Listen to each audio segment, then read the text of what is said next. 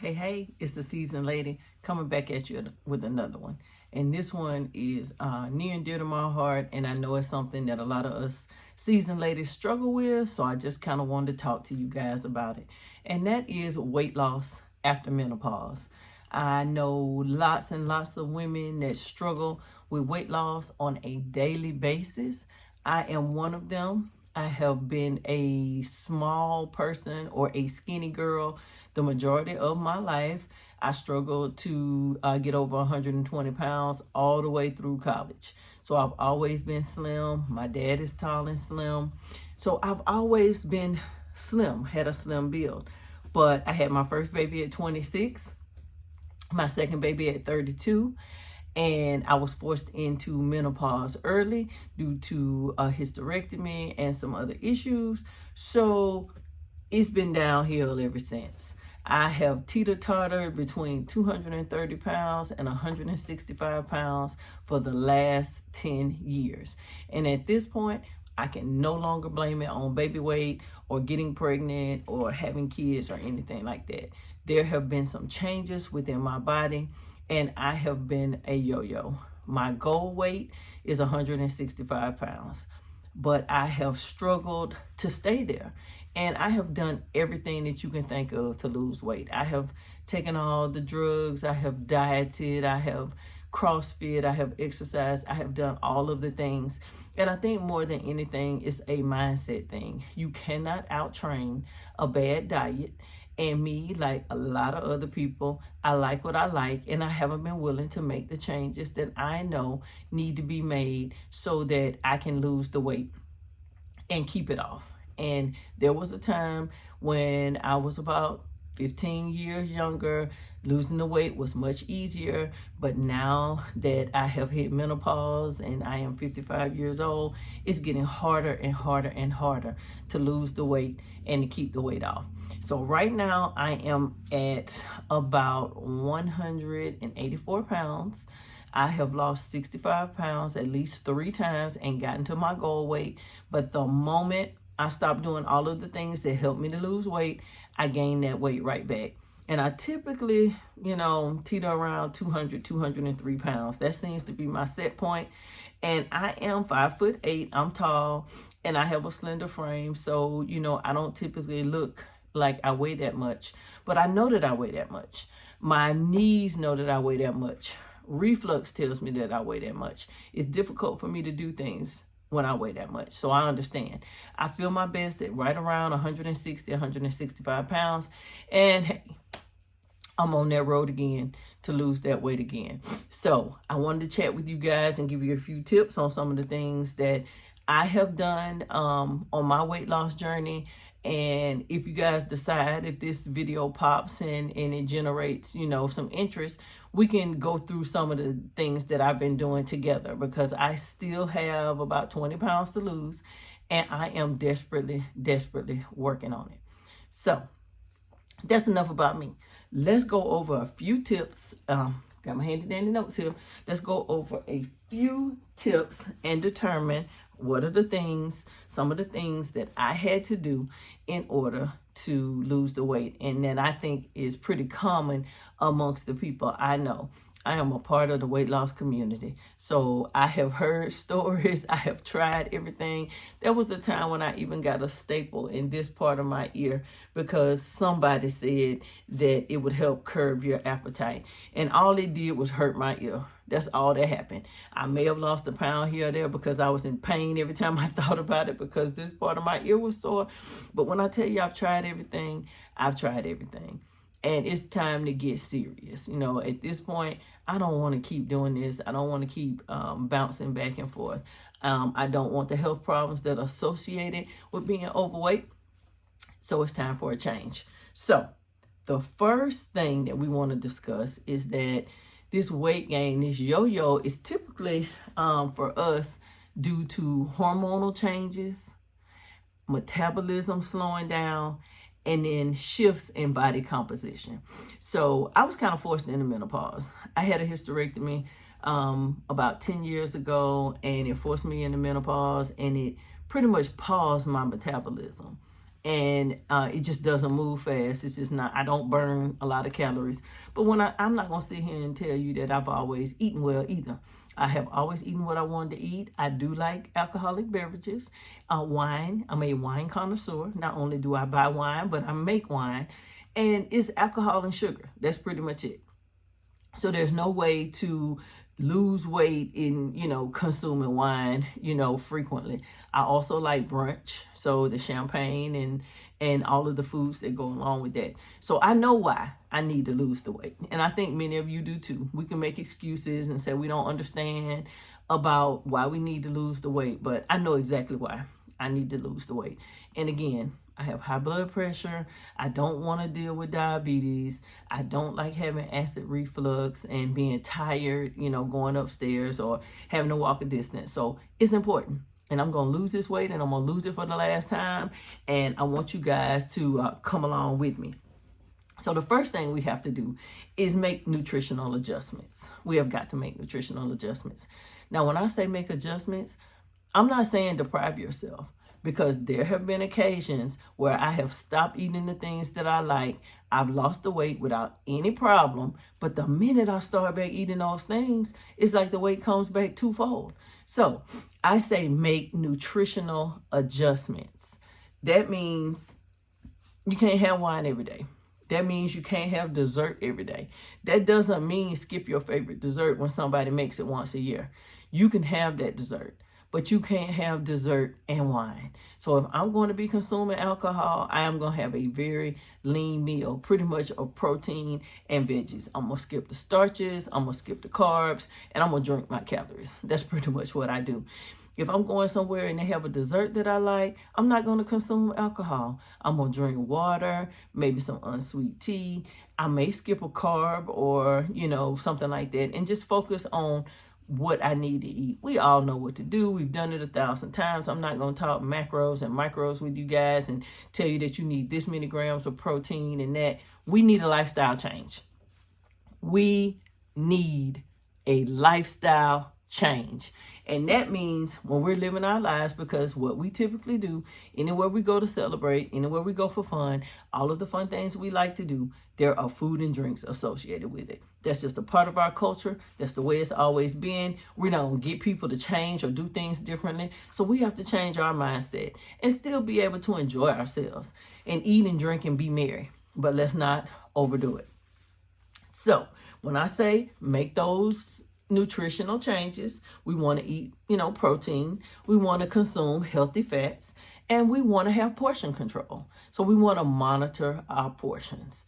Like I said, if I'm going to drink, then I'm going to cut back on what I eat and not have dessert and things of that nature, especially if it's store-bought dessert or something that I don't just absolutely love. If I don't absolutely love it, I'm not going to have it because it does not benefit me. Number 2, oh Lord, we got to exercise, people. We have got to get in some physical activity. Now, I used to be a CrossFit, exercise, HIIT, workout, Shaun T, all that. That used to be me. I used to work out for breakfast, lunch, and dinner. I loved it, loved it, loved it. Well, not so much anymore. And I'm not going to sit here and tell you I'm going to do that. But I will take the stairs instead of the elevator. I will park a little further out to walk. I will go walking. I will walk miles and miles at a time. I do try to close all of the exercise things on my watch on a daily basis. I try to walk a certain number of steps. I do some occasional strength training. And I was talking to a friend the other day, and she thought this was hilarious, but my light weights are in the bathroom. And anytime I have to go, I pick up my arm weights and I do a little bit of strength training and I do a few squats. Every time I have to go into my bathroom for whatever reason that I go in there, the weights are right there. I see them, I pick them up, I do it. It takes 30 seconds, to a minute or two, but at least I'm picking up the weights. That's as much as I can say that I'm going to do on a daily basis. If I told you I was going to the gym, I would be telling a lie. I'm not going to the gym. But we do have to do something. If you don't use it, you'll lose it. So you got to move it. Make sure that you're moving. And we need to make some lifestyle changes. We absolutely do. You know, stress is a big contributor to weight gain. So we have to make sure that we are not being stressed out. We don't have stressful situations, and that we're stress eating as a result of that. So we want to make sure that, you know, we aren't snacking mindlessly because we're depressed or we're upset about something. I can remember my daughter was a volleyball player in college, and when she had her first knee injury, I decided to take her to Steak and Shake, and we were going to have a milkshake, and we are going to talk about what the next phase was. And unfortunately, that created a trend in my family. Every time something bad happened, we went to Steak and Shake, and we had shakes and ice cream and all of that stuff. And it temporarily made us feel better. But I created a tradition or a habit surrounding something that was not good for us when we were already having a bad time.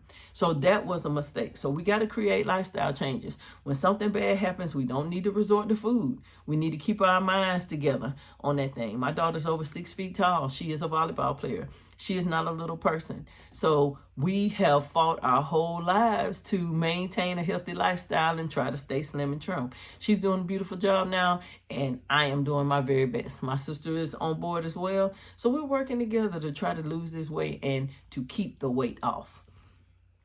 During those lifestyle changes, we got to make sure that we stay hydrated. I'm not going to tell you to drink 10 gallons of water because that's not always the key, but stay hydrated. Drink things that hydrate you. Eat foods that hydrate you. Eat foods with, or fruits and vegetables with high water content. Drink coconut water. You know, you can drink something other than regular water to stay hydrated. So I live in Florida, so there's lots of things that we have around here, but the stores are full of them as well. Make sure to stay hydrated and do what you need to do so that you can maintain hydration in your body. And sleep well.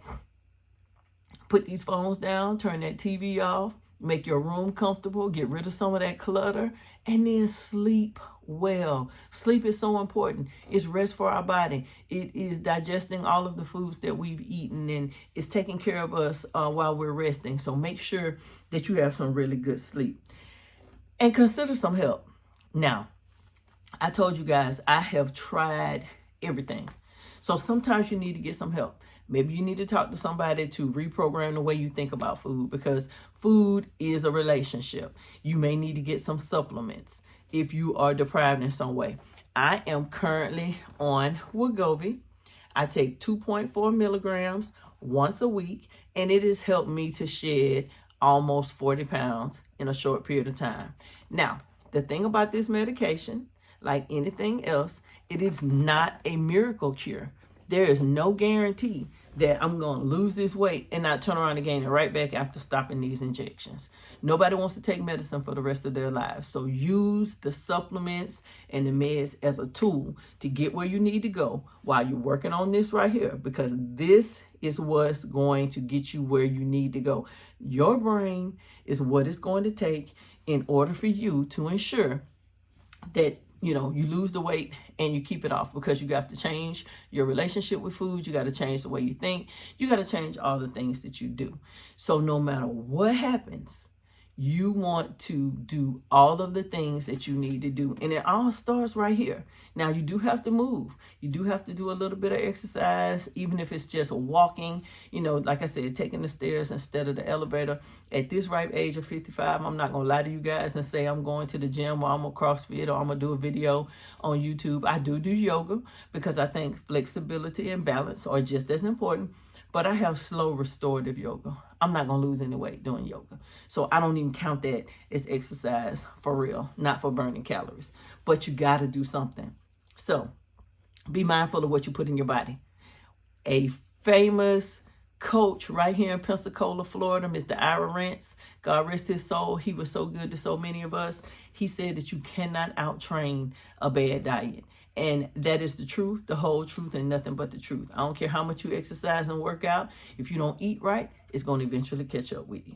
So make sure that you eat right, you get your mind right, you use supplements and help, if that's something that you need, knowing that it's not a cure-all. It's not going to fix everything. If you don't eat right, if you don't do right, that medicine is not going to work for you or anything else. It's a waste of time. We don't know what in the world is in these medications, so we don't know if it's helping us or harming us. So we want to take it as limited amount of time as possible. But we got to get our minds right.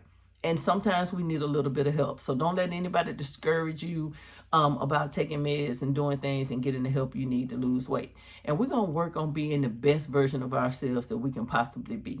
I am not into body shaming. I'm all about body positivity, but I'm all about being healthy and happy.